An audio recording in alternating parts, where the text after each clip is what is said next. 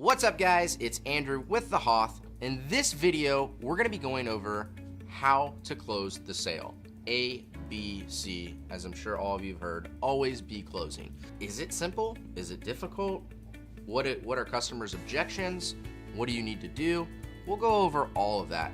And to be honest with you, it's as difficult or as easy as you make it. First, I wanna go over, kind of some of the objections that clients might have, or if people are on the fence, let's be honest with them. How much money is this gonna really make me? The answer is billions. Just kidding. It's what they put into it, right? If they are a roofing company and a job cost them $10,000 or a job nets them $10,000, well, if we're spending $1,000, $2,000 a month for 6 months, a year, that's not a very hard ROI, return on investment, to make that $10,000 back. 2, 3, 4 jobs, you're already doing great.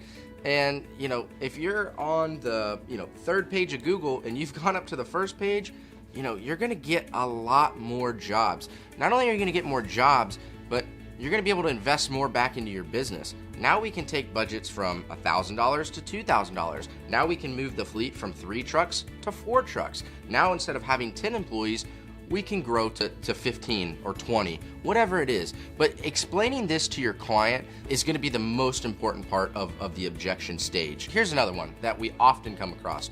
Your prices are too high. What's the value? What am I getting? Hopefully by this point in the conversation, you've shown them your value by doing all that research with them, by explaining these products and services. But let's say they're still not there. They're still unsure. This is what I always tell a client.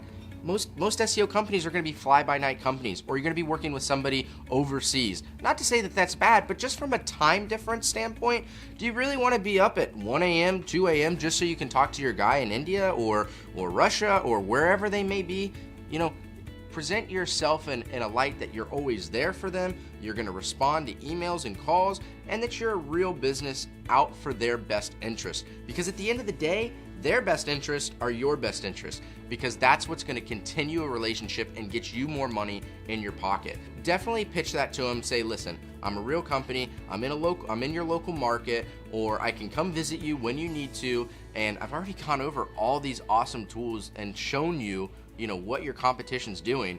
So, the proof is now going to be in the pudding, and the pudding is you buying that product. And this is another thing that you can tell a client, that says, oh, well, I've only got $100 a month to spend on SEO. Just be honest with them. Say, you know what, that's fine. I wouldn't want to take that $100 from you anyways, because it's not going to provide you value. You'd be better off taking that $100 and taking a best potential client out to dinner and meeting with them one-on-one. Because in the SEO world, $100, it's not going to be doing anything. It might fix a title tag. It might get you a meta description.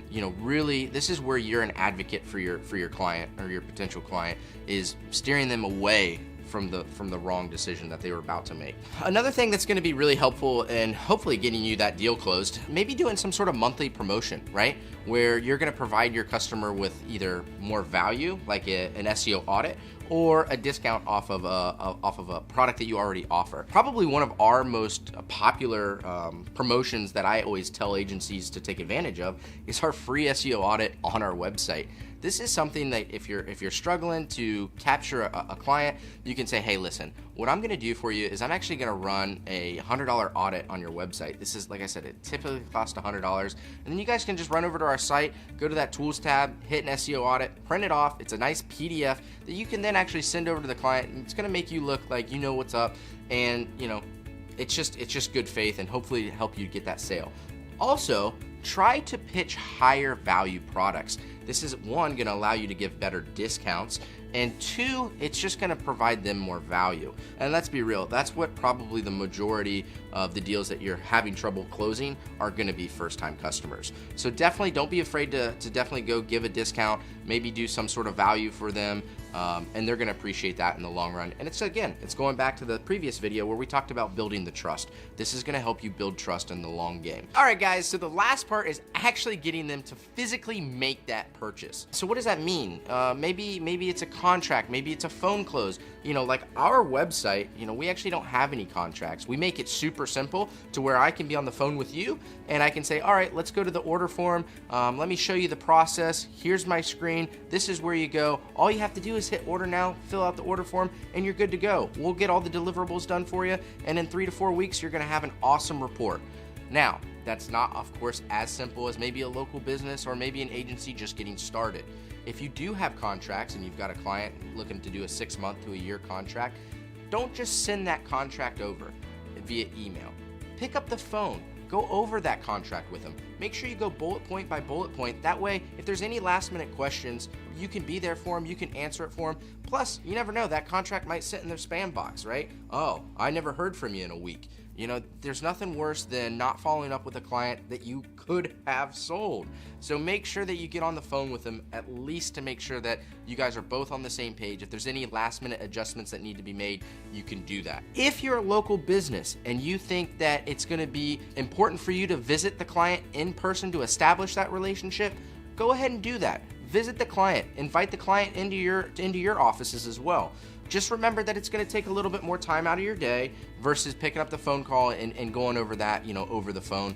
But again, for local businesses, it can be very important to establish that relationship. So again, just at the end of the day, it's all about being there for your client, making sure that they understand the process, and don't be afraid to ask for that credit card as well, because it's just gonna, make things a little bit easier on their part. Maybe they're just afraid to hand that credit card out once they get it. So just go ahead and ask for it and say, let's start this journey together.